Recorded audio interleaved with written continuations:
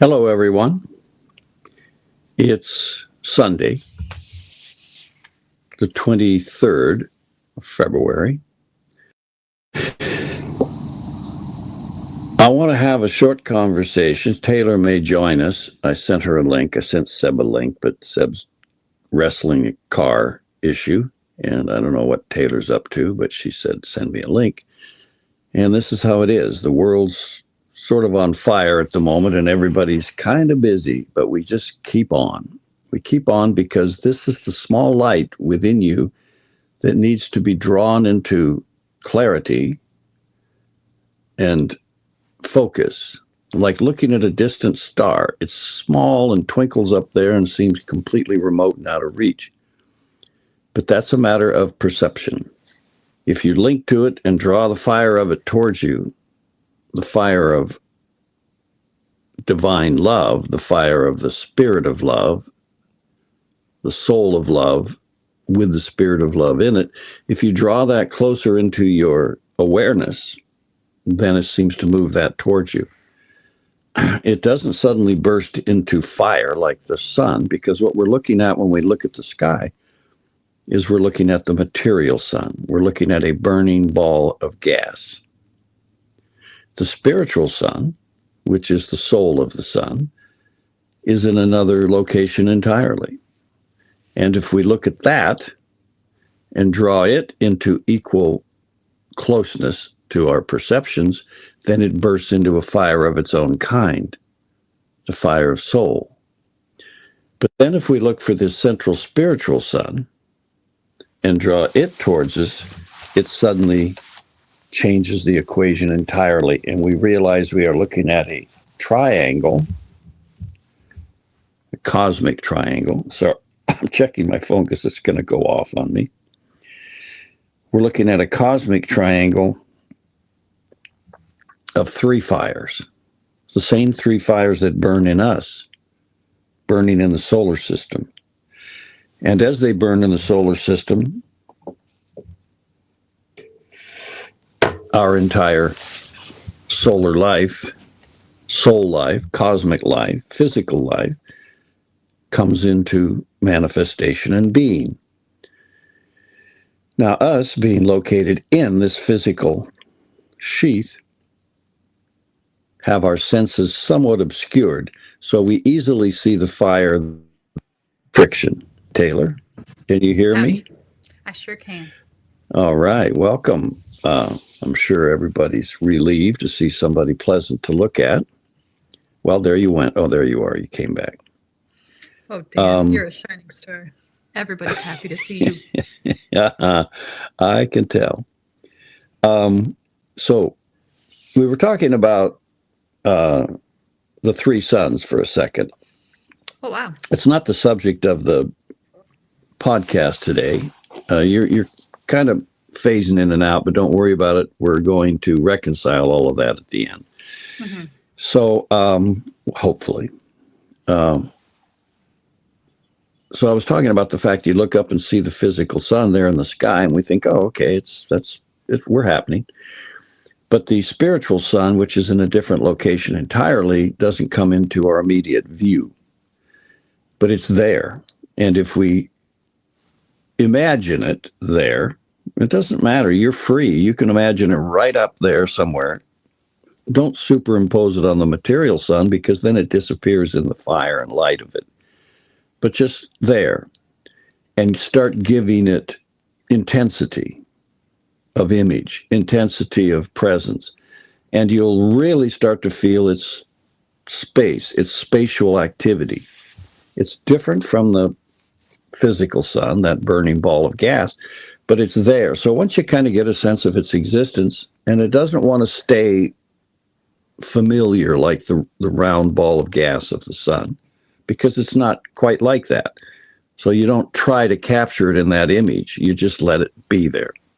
And it might spread out. It might coalesce. It might come towards you. It might do anything, because the soul of the solar system is everywhere in it. Whereas that material sun is located at a specific center and radiating its heat and and radiation out to the solar system in a way that's appropriate to the individual beings and bodies and lives that are in that solar system. We need a certain amount, a very narrow band of physical radiation and solar wave and heat so that our life can function here. Other planets have other purposes going on, and they're located in the orbit around that sun where they belong. So the soul of the universe has a different sense of it, just like our own soul is different to us than our physical form. And the third sun, the spirit of the sun, the spirit of love, because it's all love and manifestation, is in another location and is a completely different kind of fire, which we need to locate in the sky somewhere, give it some location. And when you start to bring that into observation or into tension with you, you realize it wants to appear, but it wants to appear completely different than the physical sun or the soul sun or the sun of love as a radiation energy like we think of love. Spirit sun is very different. And I don't want to describe it because I don't want to lend my perception of it to yours. Let you find your own sense of how it looks and how it feels, but give it reality and recognize that it doesn't, it's really hard to get it to do anything that you want to do because it doesn't care. But it is what it is. And if you will it into perception so that your senses can, it doesn't matter which senses, your sixth sense, that you have a lot more senses than you think. So if you want to know what it smells like, tastes like, feels like, looks like, sounds like, then those inner senses that correspond to those outer senses will try to reach out and make contact with the central spiritual sun, the sun of spirit.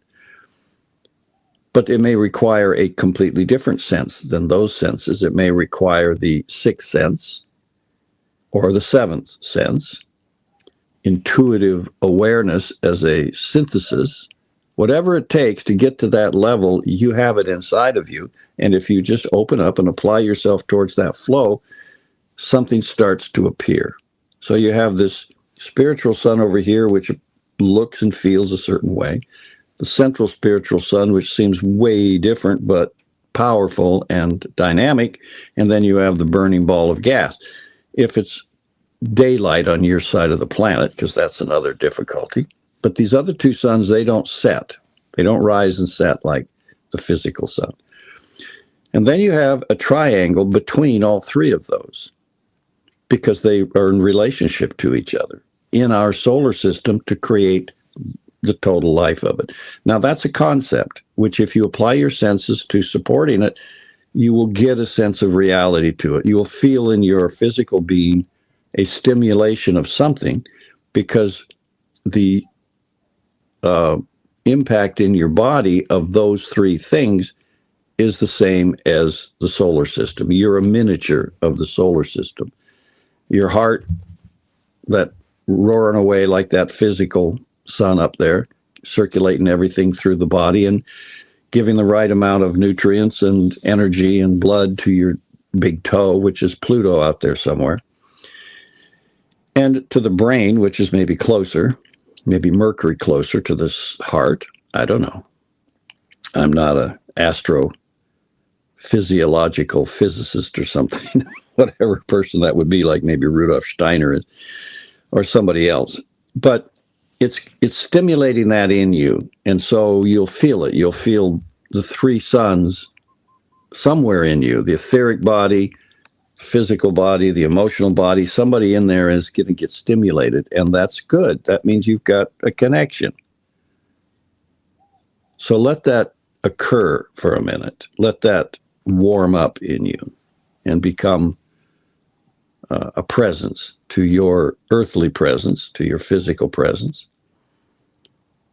Because you have consciousness, you have human consciousness, which is designed by its nature to gradually and eventually include the consciousness of all three of these.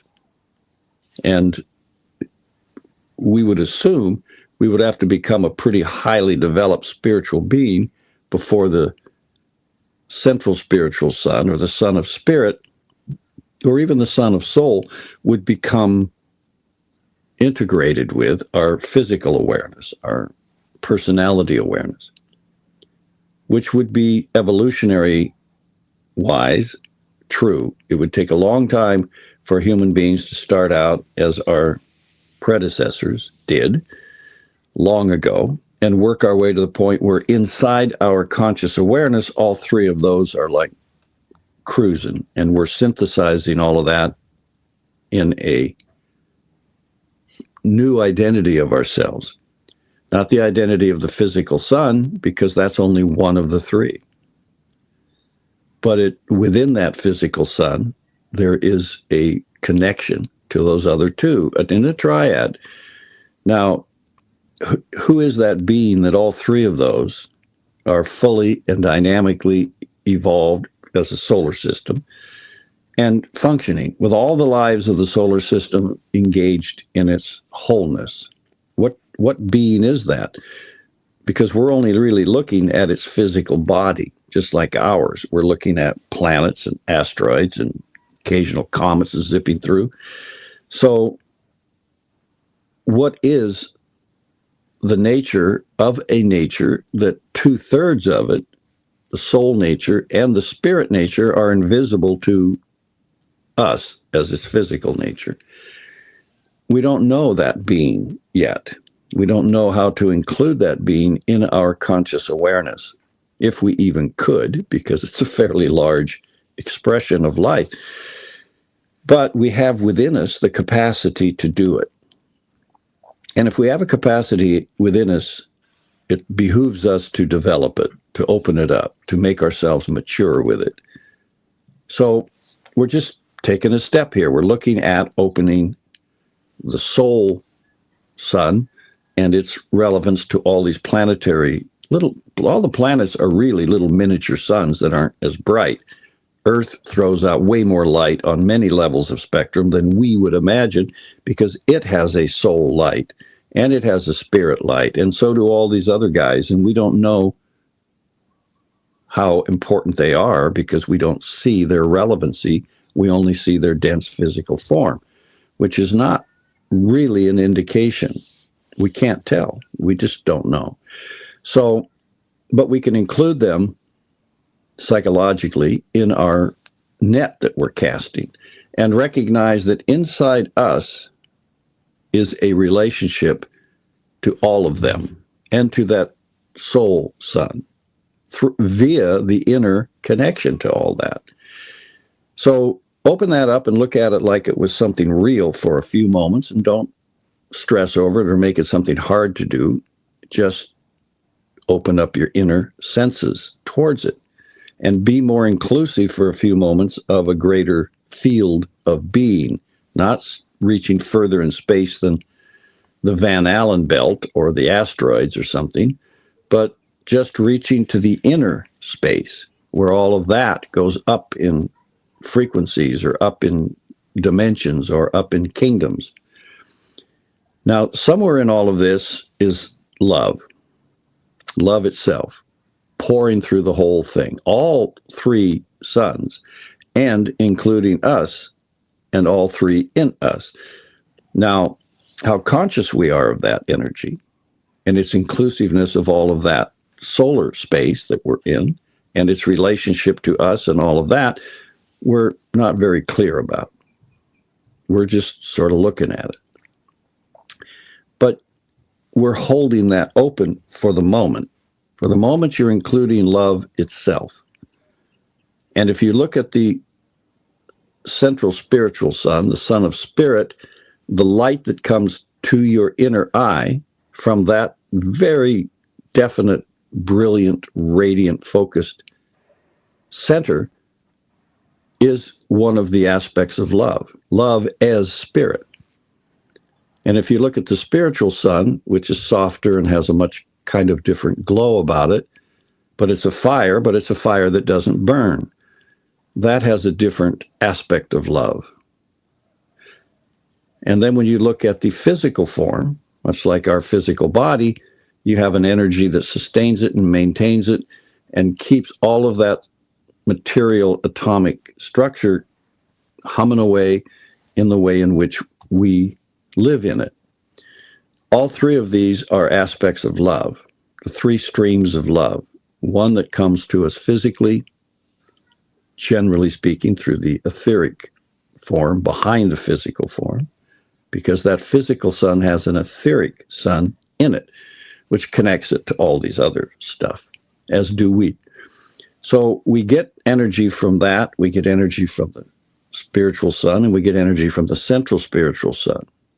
All of that energy is love in one form or another. Now, if we want to be empowered by that energy, we have to acknowledge it, imagine it within us coming to activity, and acting on that until we sense our direct connection to it within us, even though they're out there in the sky somewhere. They are also in us, because our inner life is in the dimension where their inner life lives. Now, that we're not proving physics, we're not dictating quantum physics, but quantum physics, if it exists, which in some form, of course, it does, is what it is, and it's real. And if it's real inside of us as well as outside of us and everywhere else. So we're just connecting to the reality by using a little visualization and a little imagination. Now, if you relax for a second, you'll feel an inner connection to all of that. Now, what do you sense about all of that, Taylor? Well, as far as putting location to things, and I kind of wanted a little clarity on this. So when you're looking at the spiritual sun, or the central spiritual sun, however you phrased it, and you put it in a location outside of yourself, for me, I'm looking inside of myself and finding that location in me, and it connects me to where it is out there, but I'm not looking out there. I'm looking in me, and that's where I feel the connection to it. And I sense that there's a location outside of myself, but if I look to myself, that's where I find the presence of it, if that makes sense. So sure, it's more like it's an inside location that I find in me, but I can't seem to put a location out there, but I can sense it. So you don't need to, do you? I do the same thing. I don't have it probably any more data to operate from than you do on the subject. I may have more experience with doing it, which always gives more reality to it. The more times you come back to the same place, if you come back to the same place without trying to cast it into a definite and permanent form, you have to let it change and mature with you as you come back to it to get more data from it. Mm-hmm. And that's a talent that some people have a big talent for that. Some people have a little talent, right. But it's still a talent, and you have to grow it so that when you come back to it, it's not going to be the way it was when you left it last time. Nothing ever is. The plant you have in your house when you come back from vacation looks different. It's grown, it's changed. So you come back and reestablish your relationship to it you automatically adjust to the new level. Maybe it's got flowering, maybe it's bearing fruit, but it's still the same plant. So you come back to it in its changed form inside of you, mm-hmm. and let it grow into a maturity with you. You're not the same either, because your consciousness is shifting. It's shifting into greater inclusiveness and bringing you into a greater depth. Now, we're establishing this simple baseline here of inner reality with these three suns, should they all exist, and your three suns, your soul sun, your spirit sun, and your physical sun. We're just giving them a general reality in us, not because we want them to be there. They either are or they are not, but we're giving our senses an opportunity to register that they're there. Mm-hmm. So I'm showing you an idea in my mind, and you have an idea in your mind, but that's not where we want to build that idea. We want to build it, we want to use the mind as a blueprint to open up and connect to what's real about that idea. Now that takes senses. You have a mental sense of the idea you're building. You have to have an emotional agreement. You're holding this pattern in mind. Yeah, and the pattern looks like weird because it's your pattern, and you're not probably experienced enough to see it as it actually is. Even if your senses could register it that way, we don't know if you can see what it actually looks like, if it even has a definite actuality. I think it's like a lot of things. The perceptive equipment of the eye and the ear and the heart have to register what they can, and then we have to build a relationship in through that registration, and that will constantly shift and change as we do. Mm-hmm. For the greatest spiritual person on the planet, I think that that's constantly changing, and that's great because that means it's an infinite growth that we can have. Now, holding your relationship to that inner triad and to the outer solar triad, let's take a look at something completely different, which is your free will, your individuality, your self-reliance, and how it integrates with all of that. Because that's what you are. You are free will because you're sitting here, you're doing this. I mean, you got a lot of other things to do. You got little screaming rugrats running around outside, probably chasing lizards and doing stuff that you might not otherwise approve of. Now, you may have Johnny out there supervising them, but I never knew a woman yet that trusted her husband to supervise her children outside because they just make judgment decisions that are just whacked about it. Yeah, honey, let's just push him down the hill on the bike. Yeah, he'll be all right. Don't worry. The creek is a long ways down there.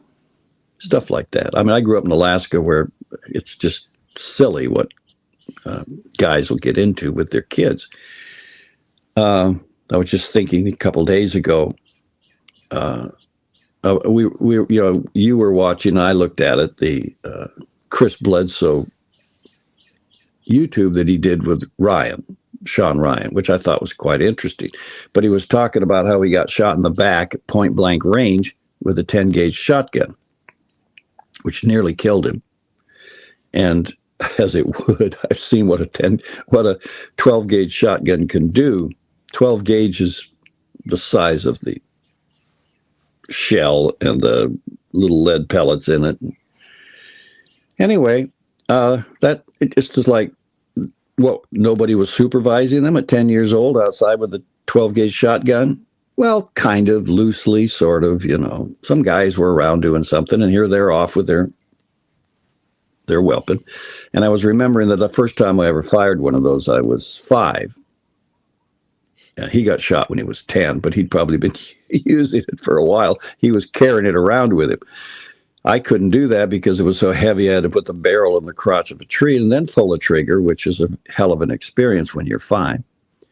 But it reminds you that when you're outside with the guys, it's a little different experience than if you're outside with mom. I found that out. Anyway, now we're going to take a shot at your free will. And how does that relate to this? Well, it does. It does because there's something in you that wants to. And because you have the freedom to inquire of it. And when we think about that, we realize what an incredible power that is in a human being, because it can take you from nowhere to an absolute relationship with the God of the universe. Literally. Well, it takes you out of being a victim of the circumstance.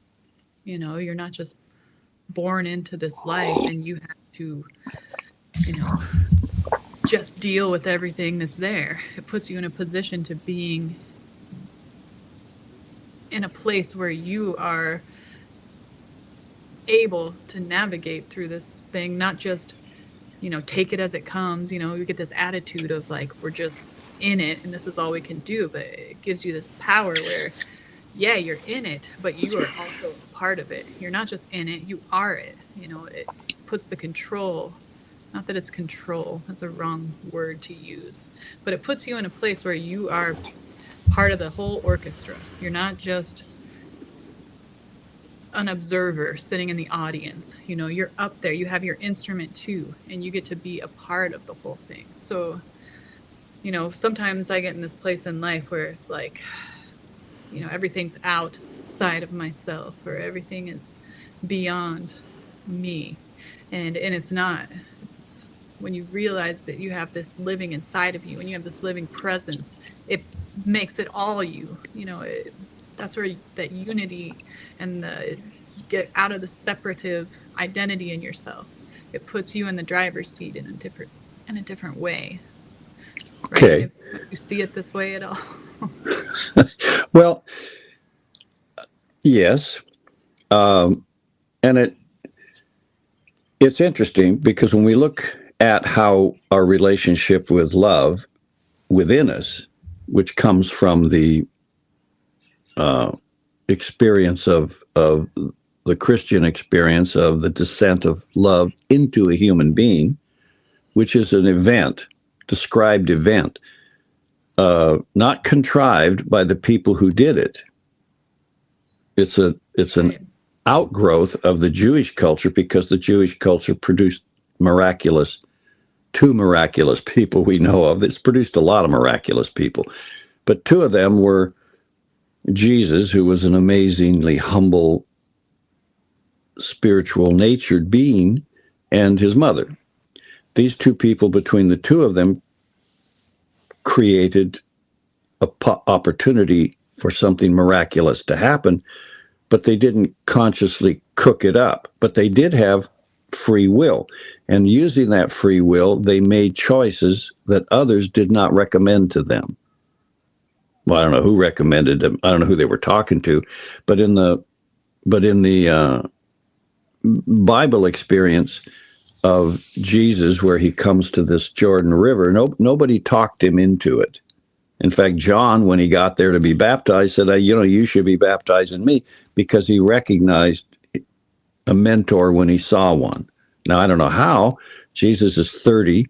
John's probably older. I don't know how old John was. I think often he's depicted as being, which doesn't mean anything really, because nobody else was there that remembers either.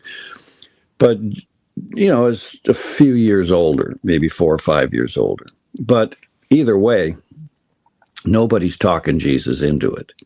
He's coming with an inner sense of, I have free will, and I want to go deeper with this, because his entire religious history, all the way back to Abraham, who starts the whole thing going, in terms of the history that led up to him, there's nobody telling him that this is the story to follow. Right, so he's not creating this. I just want to clarify, but he's creating with life at this. Well, he's using his free will, and he's interacting with his inner senses, because you have to sense all this. There's no intellectual, even though this was 300 years after the Greeks really kind of invented intellect and gave humanity the power to think about stuff, to think about themselves, and to think about a philosophy. It's not that they didn't have it before, but they didn't have it as an act of self like that. Like, I'm philosophizing here. It's just kind of a following the order of things before that. Right. And now here comes a guy who's saying, I'm choosing to do something totally different. And I'm following an inner instinct of my senses that leads me to the Jordan River. And here's this guy that's a friend of mine, or he knew him. They weren't, I don't know how well they knew each other, but it's a small area of the world to live in and grow up in. And so, and people who are at their level of knowingness or maturity kind of know each other. And I don't know, Jesus was a Nazarene. He knew the Gnostic guys over there on the Sea of Galilee, where the Dead Sea Scrolls were stashed. He knew those people, and I don't know whether John was from that tribe or not, but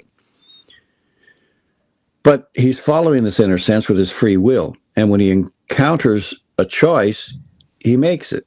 He makes it the choice to go there and be baptized. But you see, John is not, he's baptizing people, but he's Jewish. He's baptizing people into something new because he's baptizing them into the Jewish religion, which has a very mature structure with Jehovah and all these other things. That's the whole Old Testament that leads John up to the act that he's doing with his free will. He's there participating. He's kind of an outlier because this is the guy that lived in the wilderness and ate locusts and wild honey, which, I don't know, I suppose they're kind of chewy and gummy, but hey, which one you got there? Phoenix. Oh, Phoenix. Phoenix, how are you doing, buddy? How's your arm? Good? Healed. This guy was asking me, where is God this morning? Who? Phoenix? Did you tell him? Well, I said he's in you and he's everywhere. Right. Well, that covers it pretty much. Well, you got to create stories for these guys too. No kidding. You have to create stories for me. Yeah. And probably loves you. Mm-hmm. Mm-hmm. Yeah. Right. Almost as much as your mom does. Yeah. Hopefully more. Well, see, we're cultivating in Phoenix his free will, and we don't know where it's going to take him. We have no idea. So we're trying to put curbs on it a little bit, like hang gliding or something. You may want to reconsider that, or wingsuits or something, because he's full of energy and activity. And so, but at the same time, we don't want to put blinders on it, because otherwise we start to restrict his ability to use his free will, which is the nature of what evil does. It puts blinds on us, and then we can't exercise our free will because we don't see the opportunities. But your inner voice, your inner vision, that's a different thing. It's not so easy to put blinders on that. But if I create fear in your emotional body and I generate a bunch of phantoms of imagination and illusion, then I can get you to project those blinders on yourself. Don't look in there. Don't be creative. There was a time when being creative was really dangerous. You stop your child from creating because he might unleash something wicked in himself. And that creates the crisis of having faith that at the core of every single human being is the same love that generates the universe. And because that's true, that's what you will find. If you peel the onion enough, you come to love. There's nothing else at the center. And then, you can cut one open and there's a rotten place in the middle of the onion. You go, oh, see, that's bad. But open a million apples, a million onions, a million of anything, and you'll find that 99% of it has emerging life, vitality, and spirit at the center of its triad of soul and spirit and form. So to go back to what we're saying, because otherwise I get sidetracked into the universe, your free will is activating through your individuality. And your individuality is acting through your ego or a greater version of your individuality, which is an unlimited ego, an ego that's not limited to just a material sun, but one which is most human egos have not grown beyond their physical boundaries, which appears as a separate being. Pluto appears to be separate from Earth in the physical universe. So we think of ourselves as like Pluto, as separate from all those other people.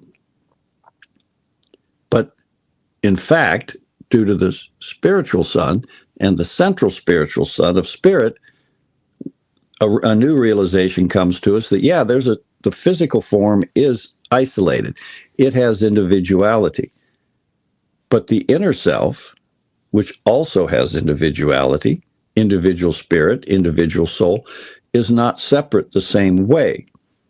And the thing that makes the difference between the illusion of separate and the reality of non-separate is consciousness of love. Now you have to pause and think about that. because your consciousness of love gives you a consciousness of reality, what's real, because love is real. So science can't quantify love. It can't measure it. It might be seeing readings on its instruments, because some instruments today are really sensitive. But that doesn't mean it knows how to name that energy in the universe. It's going to. I mean, science will grow up. Scientists never sleep. They're always chugging away towards greater visions. But they haven't yet understood how to enter into that domain and understand how it relates to the physical domain, because they seem to be very separate from one another, because one's having an impact on the other, and the science doesn't know how they could all be mushed up together in a single unity with this triangle of circulating energies that is creating the unity that is divine love. Divine love is the one thing that permeates it all, from spirit to form, respects it all, embraces it all, including all three parts of ourselves and everything in us, and at the same time allows it to retain all of its boundaries that keep it from crashing together. Because those boundaries allow free will in our case. In other cases, it's different. But in our case, it allows free will to mature itself towards a deeper understanding of all of that. So we have free will here acting first on ego, which is a material sphere. And then outgrowing that, we recognize that individuality goes beyond that to soul and physical form. And then beyond that to include the credible radiance of spirit. And those are the three streams that love offers the universe of itself: the Father, the Son, and the Mother, right? Now, why they're named that way is because of their relationship to one another. And they're all growing and they're all changing. And we can assume by everything nature informs us about that probably love itself, permeating the whole universe as a single beingness, is itself emerging and growing, which is why we have the concept of the Son or the Christ child or the whole universe of love growing with humanity. It's not just taking care of the universe the way a mother does. The mother's you're taking care of Phoenix and the rest of the tribe, but you're also growing. You're also emerging yourself into a greater understanding. For them, you're everything, and you never change. You're just there. You're constant. You're loving them, taking care of them. Like the sun. Like the sun. But you yourself know that you're doing more than that. And so is Johnny. So is, Dad's growing, but the kids don't see it. Mm-hmm. One day they suddenly look at us and we're old. Yeah. They're grown, and they have this. Wait a minute, what's happening here? What's going on? But that's because we're changing and we're growing, and the physical aspect is retreating into itself, so that it can prepare itself for some new experience somewhere. As Alan Watts, I was reading something Alan Watts said yesterday, and he said, "What if you just stop to realize that death is an awakening? Just stop to realize that death is an awakening. You're just waking up." And you're waking up to what? You're waking up to something different, completely different than what you went to sleep with. So he's not the answer to everything, but he was certainly a smart man, and worked at striving to understand how the universe puts itself together and expresses itself. So beyond this free will, and beyond this individuality lies something in you that must be considered to bring this love into union with it all, and that is self-reliance. The self-reliance, you're talking about how your free will made you realize you're not a victim of somebody else's free will, but it looks like you can be. Or just universally, even. you know. Well, the world right now is sorting itself out with an immense amount of belief in victimhood. Russia's victimizing Ukraine. Ukraine started the war. What a silly argument that is. You know, it's funny about that death because it's so up too, that you brought up. As you know, I was focused on that this morning. I was looking at death, and Phoenix, our little interrupter today, he's asking me questions constantly about dying and death. And How old is Phoenix? he's 4. 4, right. Mm-hmm. Well, because he has an inner nature, and he has senses. Yeah, he has a fear connected to death. And Yeah. I don't want it to be that way, you know, so I treat it really lightly. It doesn't. Well, wait a minute. Fear is a fabulous thing. It is. And I've had so much fear run through me. My adrenal glands are either this big or shriveled up to nothing. I'm not sure which, but. No, especially for him, it's healthy Yeah. because he's a radical dude. So. He is a radical dude, and he hasn't realized his boundaries. Because those are physical boundaries. And inside of us is a being who is not limited by physical boundaries. It's limited by boundaries of some kind because the universe itself has boundaries. But in us, at these more energetically organized centers of consciousness, the consciousness doesn't need a physical form to exist. That's one thing we're learning. It can exist independent of a physical form, or it can exist through several physical forms. I don't know. I don't want to go into describing how all that functions to us, but we can recognize, because I don't want to take all day with it. Right. But you're right. But the fear that generates in us is the information coming to our consciousness that there's something we need to take into consideration beyond what we're including. And if you're holding a stick of dynamite in your hand and you see this little fuse going down towards the dynamite, then you better hope that fear will arise in you and you'll throw the damn thing away because it's going to go off. And you don't know. And if there's no response in us, then we might not.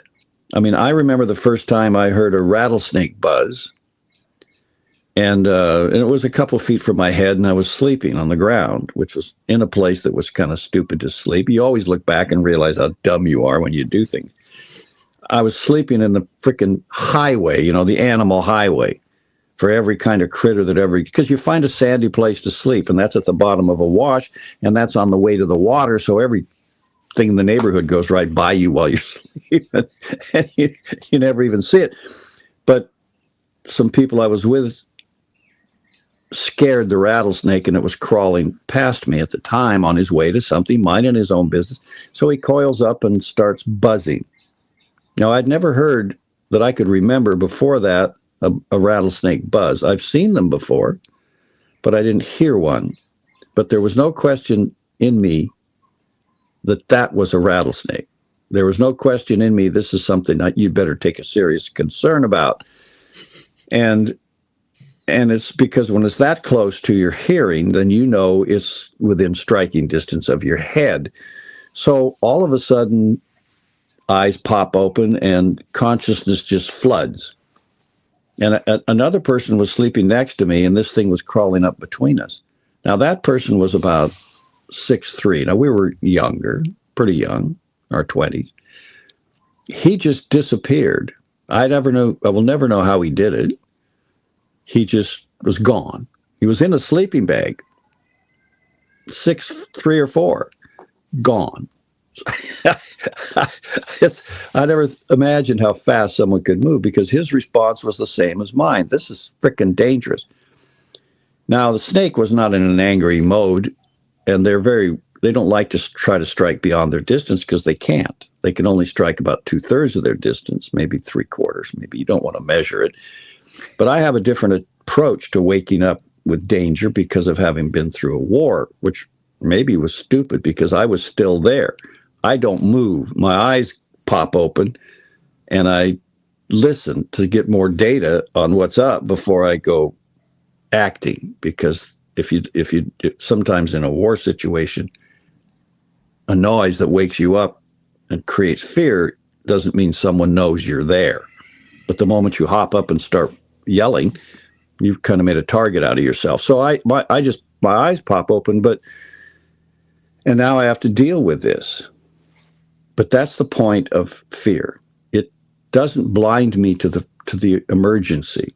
I realized I don't want to get bit on the head by this thing because it's not going to go well. On the foot or the leg, I could deal with that, but not the head.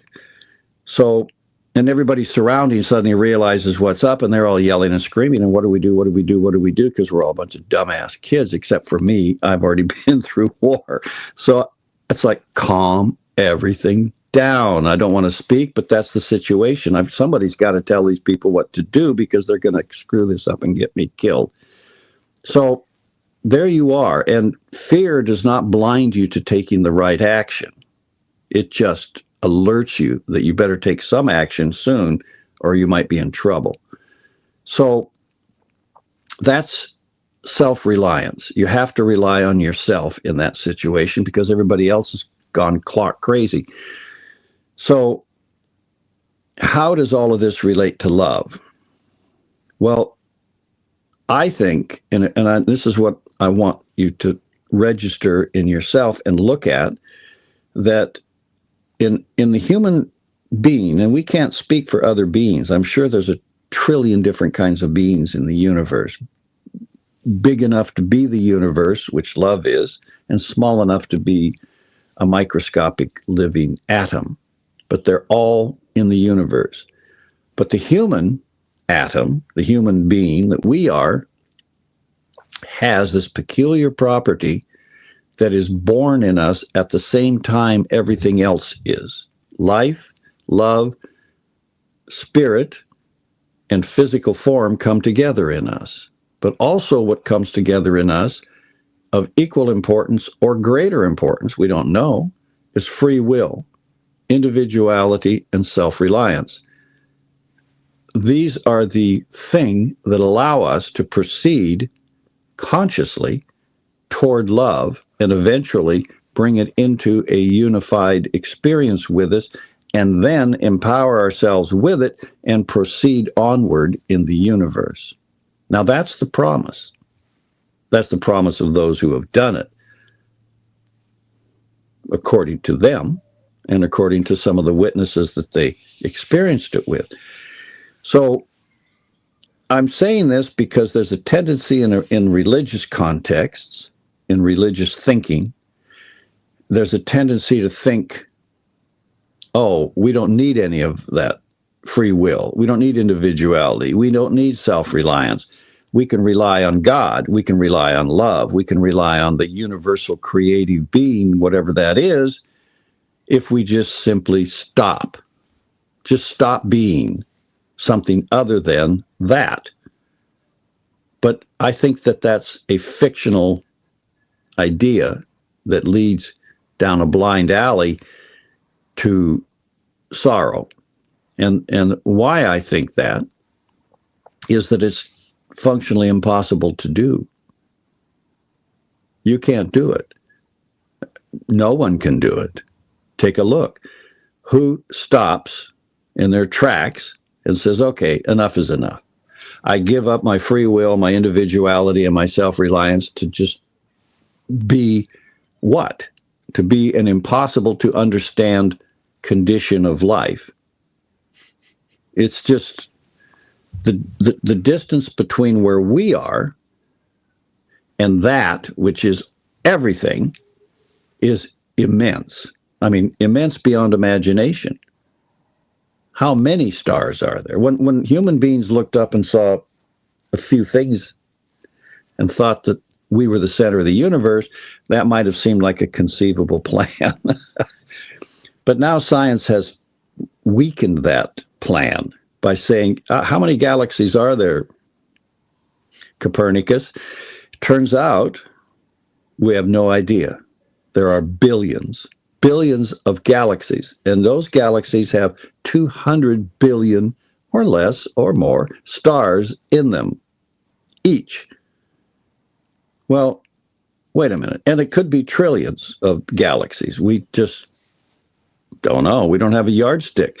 So we have to have another plan. And that throws us back on ourselves. And that's when we look at, well, what do we rummage around here in the closet and let's see what we got that might work out for us in the long term, not necessarily the short term, because we don't realize, we really don't understand that we're actually immortal. The idea of your immortality going on forever is kind of a terrifying idea because it's going to go through whatever it's going to go through on all those journeys to forever if it is truly immortal or eternal or endless. If your being is as endless as the universal being, the one that created the universe out of itself, that's a long journey. That's a scary idea, scarier than death.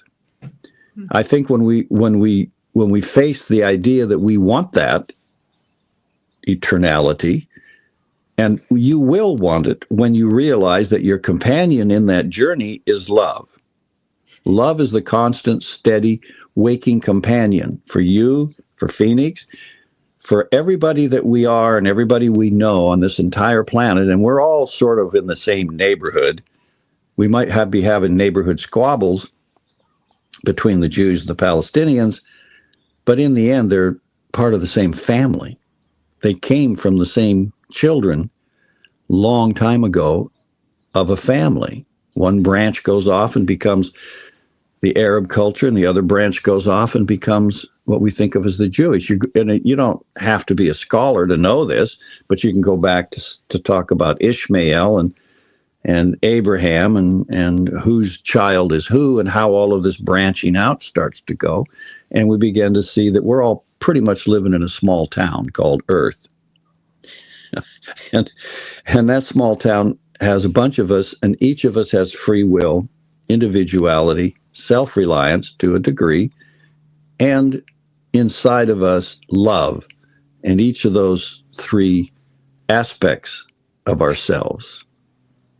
Now, how are you going to get there? What are you going to use to merge all of that and grow all that up? I suggest that we take ourselves seriously and free will and individuality and self-reliance and connect with love in that triad that it is and bring it down into ourselves and add it to our daily driver. I'll admit, it's an odd concept and an elevated idea of living, but it seems to be the one that's taken root in humanity and brought us to a place where it's time to try it out with that free will, with that individuality, with that self-reliance, because then you will know. You will know.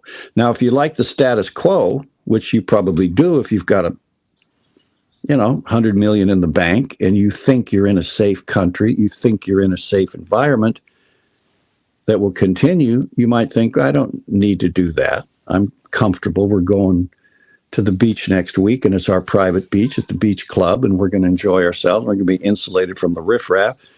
Then you might not be such a pursuit of it. Now, I understand that. It's great to be the king, but not so much right now. The world is rocking and rolling. And it turns out that love has great powers hidden in it, powers that we don't possess with our free will, with our individuality, and with our self-reliance. We don't have love unless we allow it in to join it. Then free will, individuality, and self-reliance become infused with love. And if that happens to us, which requires some changing in our head and in our heart, if that happens in us, then we are manifesting the powers of love. Otherwise, you don't have those powers. Check yourself out. Transformation, transmutation, and grace are just three of the major powers that love possesses. How good are you at manifesting those three things? What do you think, Taylor? Sometimes, but it's funny. If I follow any thread, if I just take the time to follow any thread, it always leads to love. It's always the key to every every hole I go down, every thread I follow, it's like there's no other place. Yeah, whether you like it or not. You don't have to believe in some fantasy god or some cooked up religion, because that's the big illusion. That I was laughing earlier because that's how I treat death with Phoenix when he's asking all these questions. Is, it never really ends. And now Dan's telling me it's scarier than death itself. So I'm like, fuck. I know, and yet you can't tell him that death is. You can't tell him that death is an illusion. I don't tell him that. He doesn't have any. No, because you're going to lead him to a thing where someone's going to say, "You could get yourself killed doing that, Phoenix." Yeah, that's an illusion. That's not real. There's a true ending of life as you know it at this point, and that is what we call death. But that doesn't mean the life ever ends, right? No, not for me. But look, I was friends with Evel Knievel, and when I was friends with him, I was riding around with him in his car one time, and he was a bit. See, he was from Montana. He was a Montana boy, and yeah, and so. So anyway, we're talking, which means that he grew up with like a shit-kicking American kid. But I grew up in logging camps in Alaska, so we got along great, which is why I was with him, because a friend of mine was hiring him to go to Australia, and he wanted me to get to know him because he said he likes you. He you can help him. You can help me get the contract signed with him. Because that was just a strange incident in a life when I was younger. So anyway, I said to him, why? Because he had already jumped Caesar's Palace. He'd done all these things. He was kind of past all that. And he'd broken every bone in his body but his neck, and he'd done all this crazy stuff. And I said to him, why did you do that? Because he's doing it on a Harley, it's without even a speedometer on the Caesar's Palace jump. Didn't need it. Don't need a goddamn speedometer. Well, NASA will tell you if you leave the ground at a certain angle, at a certain speed, they can tell you to the inch when you're going to come back to the ground, if they know how much you weigh and what the wind is and those things. That's why they launch satellite. So having a speedometer is an entirely dumb idea. But he didn't think about any of that because he grew up in Butte, Montana. So anyway, he looked at me and he said, I don't know. He said, I would just come to a place and I'm either going to do it or I'm not. So I did it because I can't not do it. I can't say no to the adventure. And that's a dangerous way to live, as we realized. And he hadn't yet outgrown that as a concept, I guess. And I had never had any respect for Evel before I met him, because he did all this crazy shit. And I thought, well, that's just ego jumping into the fire to get attention on itself. But he kind of hated that attention, even though he loved it and lived for it, because he wasn't trying to be someone who jumps something. It was deeper than that with him. He was like pure will in somebody that wasn't really mature or smart enough to handle it.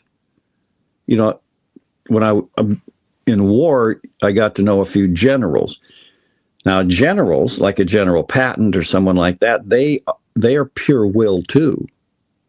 Patton would sit on top of the tank and let's go, or straight into a fleet full of Panzer tanks of the Germans, because he loved it. He loved the battle. The joy of battle is a real thing, which you don't experience unless you get into it. So he had that in him, but there was no war on, and he had never been in the military. There just was no place for that to have an outlet in him, and no philosophy sufficient to keep it under some kind of intelligent management. So he's just acting it out. And then I realized that he's the victim of himself, and isn't trying to hurt himself or do the wrong thing. He just has no choice but to live the power in him. And that's where free will, individuality, and self-reliance can get off track. So in our case, we have to slow it down, take a look, and recognize that love, which he couldn't do, he couldn't see that none of these have value if you don't direct them towards love. If you take that free will, individuality, and self-reliance, and if you want to know how that works out, if you direct it towards love, then go read Emerson's essay on self-reliance, compensation and self-reliance, two of the greatest essays ever written by Ralph Waldo Emerson, was an American philosopher, very religious guy, but he was a what did they call those guys? Forgotten. I haven't paid any attention. Existentialists, but the no. They were part of a movement. They were part of the movement of the 1800s, which was a spiritual movement about the universality of all things, about how nature and man are one and the same. Kind of like what we were just saying earlier about the spiritual sun and the heart of the sun. And Emerson really had and so did Walt Whitman, and some of the other people. And it was a big movement. Transcendentalist movement. Transcendentalists, I think they were. And it doesn't matter what words you wrap around them. It was that they were using their free will and individuality and self-reliance to grow them into a universal relationship, and got as far as they got. The point where they realized you've got to work hard at it to give yourself this, to get into a relationship where love becomes inside of you, awakened and empowering of you with itself, and then can connect you within you to the universe outside of us, but not as a obedient element of it by giving up all those three things, but by actually enjoying them, by having an exhilarated sense of, I am that. I'm the universe with free will. I'm the universe with individuality. I'm the universe with self-reliance and love. So what's that going to be when it grows up into a single maturity? And that's a much more interesting and exciting idea than turning yourself over to giving up free will, individuality, and self-reliance. It's not selfish to love these things in us. They were born in us. They came in us with the package. Eat a peach. A peach tastes like a peach because that's what it is. So we are what we are. And I think the celebration of that and the maturing of it and the infusing of it with love is the next great step humanity has before it. I'm so convinced of that I've got the love foundry there to produce that in us by working at how we do that. You can grow naturally to it, like a peach tree became a peach, but there's no fruit in the world today practically. Of course there are somewhere in the Amazon or somewhere, but today's cling peaches are beautiful things to eat, but they were urged along their way, probably by Luther Burbank, who did a lot of that, or somebody else who cared about developing and evolving the peach into something truly delicious from our point of view. So we are evolving too, and we have a way to help each other, to guide each other, and to draw on love to bring us into that union, to see what happens, what's going to emerge. You can constantly look at what people do wrong with their free will when they're missing love. I don't think it's hard to see what people do when they're missing love in them with their free will or their self-reliance or individuality. They often destroy things like we see going on in the world today. But what happens with them when they take love in and it becomes empowering in them? That's an entirely different expression of human beauty and art and patience and kindness and power, true power. Because we think that love is weak. It's because you've never run on it fully. Fill your tank up with it and then see what happens to you and what happens to those things around you when they make contact with you, with love in you, the power of it in you. Now, you can give Phoenix all kinds of guidance, and you will. Some of it will be good. Some of it will be maybe questionable. But because you don't know what he's up to inside of him until he shows you by taking action on his free will.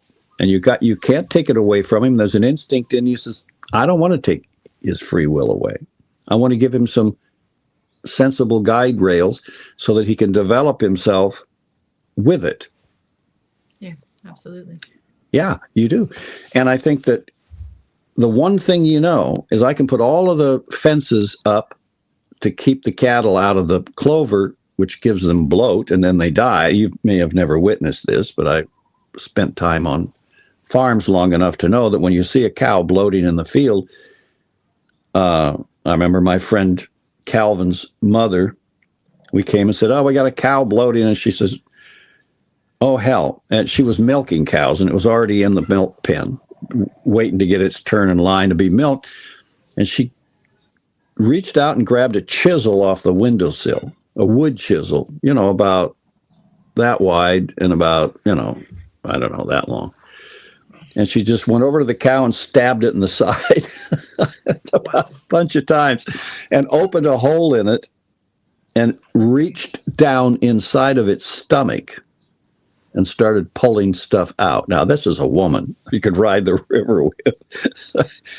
Wow. And saved the cow. I remember seeing the cow, a week later, it's standing in the barn eating hay with a big hole healing up in its side. It's like, this is rough stuff, right? This is the way it is out there on the frontier, because the cow's going to rupture inside from the gas that's being ignited because it got into a clover field and it mixed with the fermentation in a cow's stomach, because they got 3 of them. And it will just blow it up and they die. You'll see them out in the field with their legs sticking up, bloated. That's what it is. So anyway, so you can put the guardrails around kids and critters, but kids learn how to do everything. I grew up in those things, logging camps, farms, in the woods. We'd do anything that came into our mind, and no parents were there to tell us no. We're in the dynamite shack, getting dynamite caps to see if we could figure out something to do with them. And we're climbing the cliffs and we're fishing water, white water we shouldn't have any business being near, because if you fall in, you're done. So kids are going to go do what they do, and you can put all your guardrails up you want, but they have free will. Jesus, it's scary, Mom. It is, yeah. Of course, you live in Maui. I mean, that's a peaceful place, but what could be dangerous there besides the sharks and the ocean and the waves and the volcano and a few other little things? Paradise is not paradise all the time. So my point is that it occurs to you, it's already occurred to you, and it occurs to other mothers, not guys so much. Guys just are like, let's meet it with courage, son. You can overwhelm it. Look, we climbed Everest, didn't we? We can conquer anything. Well, yeah, but how many of us have died on these expeditions? Now that all that ice is melting off of Mount Everest, we're seeing all the bodies that are coming to the surface that have been frozen in there over the years. So, but a mother has another approach to it. Mothers realize that if you can instill love in your child, it can create something that acts as an internal guide towards how you conduct yourself towards the world, which can save your life and save the lives of others. At the same time, it brings you into conflict with the concept that love is weak. You can love your enemy, but he can beat you over the head with a mallet while you're talking to him about it. That's the more masculine perspective. And it's a feminine perspective as well. And I tell people, I remember I'd grown up through the 60s with all of this fantasy shit that was going on with the love evolution. It was genuine, but nobody knew what to make out of it. And they're talking about all of this love power. And it loses its meaning if some guy is beating your baby's brains out against a dirt wall, which is going on somewhere in the world. And so this fantasy that you can have an emotional idea of love and stop that kind of evil is ridiculous. Emotional love won't do that because love is not an emotion. It's a power. It's an energy. But if you put that in your emotional body in place of the emotions, then what do you have? Then you have something that when it radiates out from you can stop a rhinoceros in its tracks. Now, you might not think so, and nobody wants to find out for sure, but you can conceive what I'm talking about. Yeah. So we either have to try it. Now, I'm a simple kind of guy, you know. Everything with me is about what's up right now. You know, let's have a shot.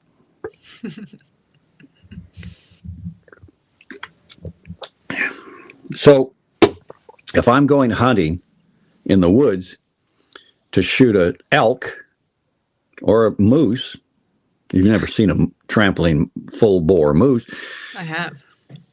I'm hoping that that love is a sufficient power in me to have a romantic interlude with the moose. I don't go hunting anymore. I did when I needed the meat, but I'm hoping we'll have a romantic interlude when I see that moose out there in the muskeg. But I might not. He might take a look at me, take a sniff of the wind, and go, "You're trying to steal my bride." And then you've got a 40-mile-an-hour beast bearing down on you, or a bear. The last video I saw that somebody sent me of a grizzly from Alaska, it was killed by a ranger because it charged him out of the woods. He wouldn't have had a chance if he hadn't been a ranger and trained, because he was carrying a weapon that was sufficient, and because he was shooting it and backing up as fast as he could at the same time, and it finally dropped at his feet when he was out of ammunition. But Oof.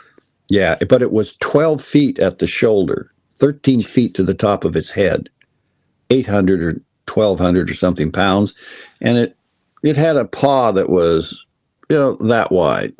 And you look at this thing, and when they autopsied it, it had the remains of three different human beings in it. Probably a tennis shoe or two, I don't know.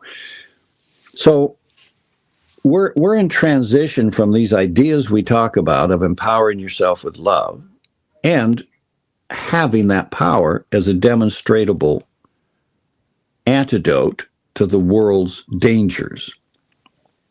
But it's doable. That's the miracle of it. So you're going to apply yourself to doing it as fast as you can. And so if we work out a system, and we have, that helps you do that, it's not something that's miraculous. It's just the simple things you need to do so that your consciousness can acquire a relationship to this really unique energy that's invisible and apply it in your life by action and stabilize that part of your life which says, that's bullshit, that can't work, that is never going to work. And so all of that takes a certain amount of inner strength and maturity. But this conversation is about celebrating your free will, your individuality, and your self-reliance, because they are what are going to bring you into that relationship with love. Does that make sense to you, Taylor? Well, yeah, it's all kind of one thing, really, when you look at it. You can't have self-reliance without free will. You can't, That's true. And it won't coalesce into a useful tool without individuality to apply these things. Exactly. It makes it a universal tool of the human self. And the whole thing brings me always to this place of gratitude. I find myself in reverence to the whole fucking thing, where you get this incredible gift of individuality, but you're still the whole thing, and it's all you, and when you don't break it down into little snippets, it'll overwhelm the senses. You can't really gain experience enough to build those relationships, or at least for me, I can't. So I appreciate what you're doing, Dan. I appreciate you breaking it down and not isolating it, but being able to focus on these one things enough to actually build a little sensation towards it, build a little experience with it directly, and then all of a sudden it's not isolated. It's all connected, but you're able to identify it, Mm-hmm. and you're able to build that. And like you said, as soon as you start to open that up or gain a little response to things, all of a sudden you gain maturity in them. They start to Right. become reality instead of just an idea or a philosophy, or all the things that have preceded where we're at today that have brought us to here. Because now it's time for those real experiences to be something. At least I think it's time for those Well, I agree. experiences to be experienced, and so that you don't believe anymore, you don't philosophize, you don't you actually know because you experience it directly. And Well, you will only experience it directly if you apply it through action. exactly. You something can be shown to you, and it does. You can go look at Notre Dame Cathedral. They burned it down because it was a fire trap at that point in time, and someone's realized it, and they said, "Let's set it on fire." And so they did, and then they built back, and now you've reopened it. And so, but the average individual looks at Notre Dame Cathedral and says, I can't. I have no idea how to build something like that." And truly, it's magnificent because it's a group effort by a group of humans who understood something about the arch that goes like this and transfers the load weight down the curve to the foundations. It's a big deal, but it's no different from my growing up in Alaska and building a log cabin in the woods. You need a foundation. You need walls. You need support. You need something that will hold a roof up.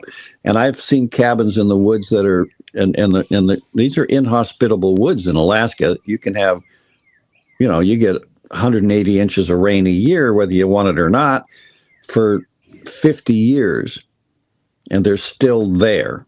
Some guy built this cabin so well that you can use it for shelter. It's been abandoned for maybe 30 years, and you can use it for shelter because it was so well put together. And that's not accidental. If you just lean a bunch of sticks together, they're going to last about a week because we have storms.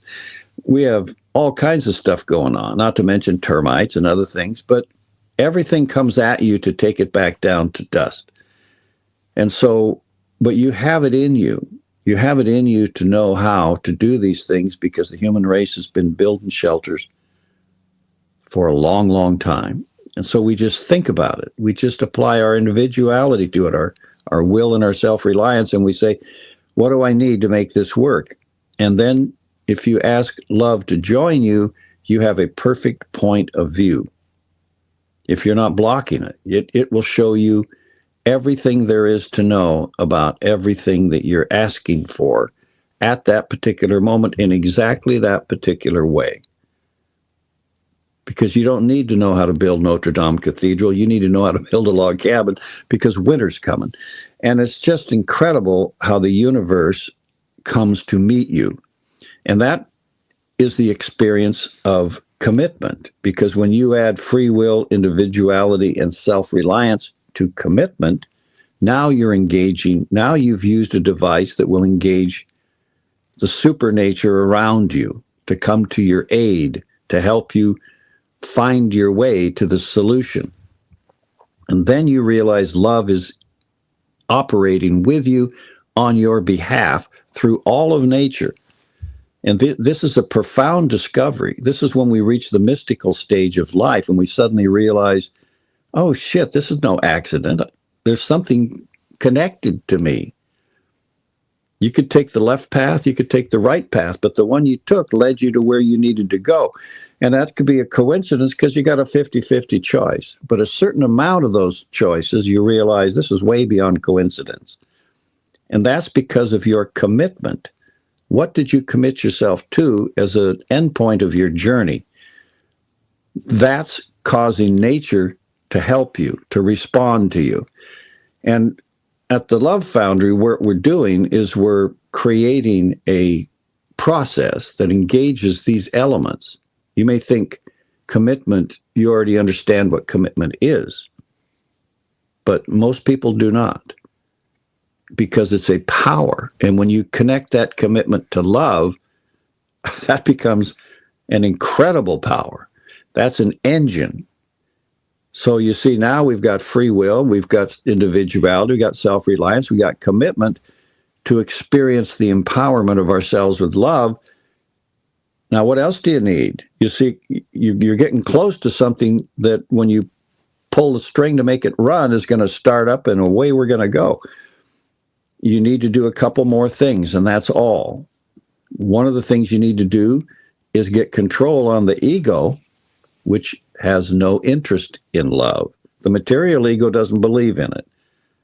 And we've all got a material ego. Well, so we have to set that aside and go, wait, I need a higher ego. I need an ego that recognizes love. If I have that, then I'm not going to be working against myself. Well, that sounds simple enough to do until you try to do it, and then you realize that habits of a lifetime push against us. Emotional energies push against us. Fear pushes against us. And we think, and it stops us. It makes us question ourselves. And then our commitment weakens. So we have to deal with that way in which we calm that part of ourselves down and tell it, you're on hold, just relax. I'll get back to you. Because it was our free will that built that ego, and it doesn't have any power without our free will giving it to it. So it's easy to remove that and say, no, I'm not giving power to that choice anymore. I'm giving power to what I want, what I'm committed to for now. I'll change it if I want to. So you just hang on and we'll get back to you. So that's another element of the few things it takes to make this process produce the power of love in us in the shortest possible time. Now, how much time is that? Well, the better the system, the better your approach, the shorter the time. And some people have tools in themselves they haven't tried to use yet, and will find out that when they put it to a good system, a good process, and put themselves in a posture in relationship to love, and then act on it, that magic happens. Magic happens. Now, some people never knew they could do that. And you find people, generals in war, that were like that. If you go look at the Civil War generals and see some of them, doesn't matter which side they were fighting on, General Lee or General Grant, there are certain people who, under the circumstances of a situation, find they have incredible intuitive powers. They have logic. They have reason. They suddenly realize, oh, I didn't know I could do this. And so they survived it, and their men survived it better, and they got through it. So we don't know what's in us that will help us to empower ourselves with love until we seriously apply ourselves to the process. But if you know the elements that it takes, then we can get rid of all the junk it doesn't take. We can simplify down to what it does, and we can work at it in a practical way, and then we can examine the results. That's what I think is the best way to get to that in us. Anyway, that's all I got to say today about all that. What do you got to say, Taylor? How do you want to? I agree. I think that's what we're here to bring about, and thank you for sharing. Yeah, and if we can get Phoenix on board. He's a little young for it, although Olivia's figuring it out. I mean, your kids are waking up younger than a lot of other kids, and that's due to your ability to help them, and I think to not being so distracted. Like, you're teaching your kids, you're homeschooling your kids in a place that it's a good idea to do, but it takes away a lot of distractions that otherwise, at ages that they're in, would definitely cloud you. Yeah, they do. And it gets worse because pretty soon, you're 8 or 9 hours a day of kids scrolling away on an iPhone without guidance from within them. I'm not talking about outer guidance. We keep trying that. We keep trying to apply outer guidance. That's over. Self-reliance is... You've got to give it to them. You've got to give them the insight. Now, controlling your kids by setting up fences so they don't go out and eat the clover and get bloated, that's okay, because that's the system that's been in place for thousands and thousands of years. And that's why we pass all these laws, trying to govern everything. Don't step on the grass. Don't go there. Don't go there. Don't climb that. So we have national monuments, and then we don't let people experience themselves in those national monuments because they might put a scratch on the rock. You see, we've gotten detached from our organic relationship. We want the kids to wear that rock down by climbing it in a safe, measured way. But you tell them, don't climb it, don't climb it, don't climb it. They don't get any chance to experience what it means to climb a rock. Now, we don't want them to destroy the beauty of things, but beauty is a transit thing anyway. Our own beauty, well, I never had any, but your beauty, whatever it is, it's going to transit over to another location. Well, you don't want to separate yourself from nature, and I find that's common in the youth of the day, is they look at it as separate from them.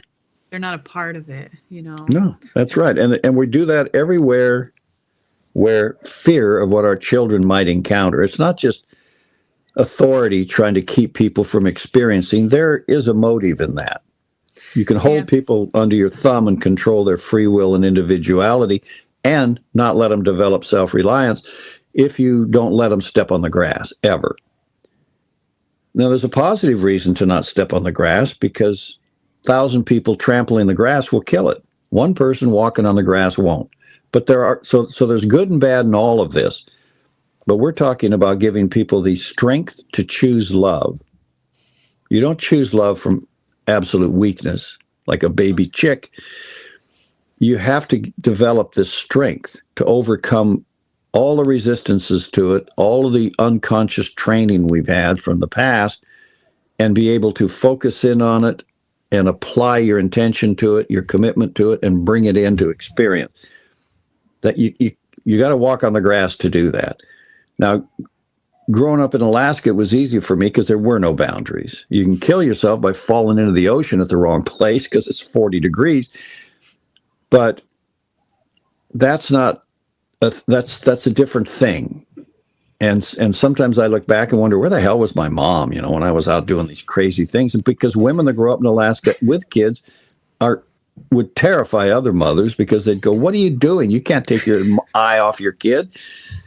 Not really. But she would go out in the back porch with a broom and chase the bears away. I grew up in mountains, Colorado. So you know exactly what I'm talking about. So those mountain folk, which seem a little bit rough and a little bit uneducated, like Evel Knievel, they have something down in them because of the experience they've had with it, which is why I enjoyed watching the interview with Chris Bledsoe on Sean Ryan. Mm-hmm. I think it's worth anybody watching. I'm not advocating anything except that you get to watch a fellow human being talking about the unique experience of their life. And it's a rough one. I mean, it ain't an easy story for sure, but it's one of the most remarkable stories you'll ever hear. And you can tell pretty much, if you've had any experience with human beings, that this man is just simply telling you what happened to him as he experienced it. And that's worth knowing because of the time we're in, because of the moment in history that we're now entering. And we need this love in us to meet it. And you can't grow it in us if we don't focus on doing it and take away the fences that prohibit it and act on it. And anyone can do it. Anyone. That's the miracle of life, a human life. That's a great place to conclude this. You think? Just go out and have a wonderful day with your family. Yeah, we miss you, Dan. Hope to see you soon. Yeah, I'll be around for a while. I'm not sure where, because I'm moving myself around and throwing away old things and figuring out the next step of the journey. Anyway, Taylor, thanks. Thank you. Thank anybody that cared to join us.